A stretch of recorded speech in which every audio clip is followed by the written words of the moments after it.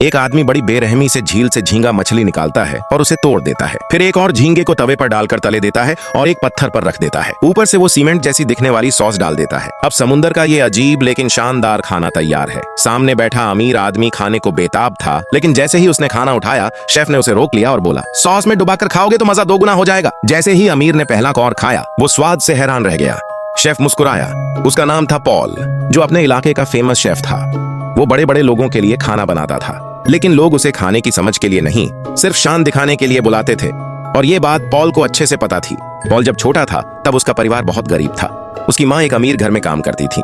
एक दिन पॉल ने उस घर के फ्रिज में रखी महंगी कैवियार देखी, अमीरों की पसंदीदा चीज। उसने चोरी छुपे फ्रिज खोला, लेकिन मालिक के बेटे ने देख लिया और वो कैवियार जमीन पर गिर गई। इस एक कटोरी कैवियार की कीमत उसकी माँ को महीनों की तनख्वाह देकर चुकानी पड़ी। जब माँ सफाई कर रही थी तो उसने जमीन से थोड़ी कैवियार उठाकर छकी और उसे समझ आया कि इतनी महंगी चीज का स्वाद तो बेकार है।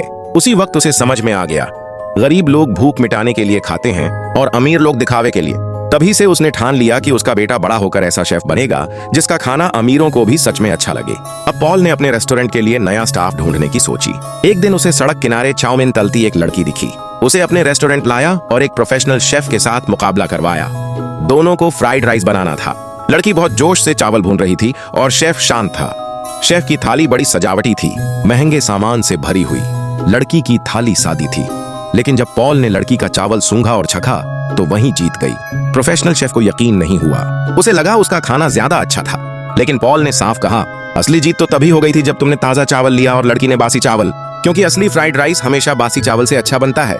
भले ही लड़की सड़क पर चाउमीन बनाती थी, लेकिन उसे असली स्वाद की समझ थी। उसके बनाए खाने की खुशबू पहले तो रेस्टोरेंट में अजीब लग रही थी, लेकिन नहा धोकर शेफ की ड्रेस पहनने के बाद वो लड़की एक बड़े रेस्टोरेंट की शेफ बन गई। लेकिन ये तो बस उसकी शुरुआत थी। आगे उसकी जिंदगी में और भी बड़ी चुनौतियां आने वाली थीं।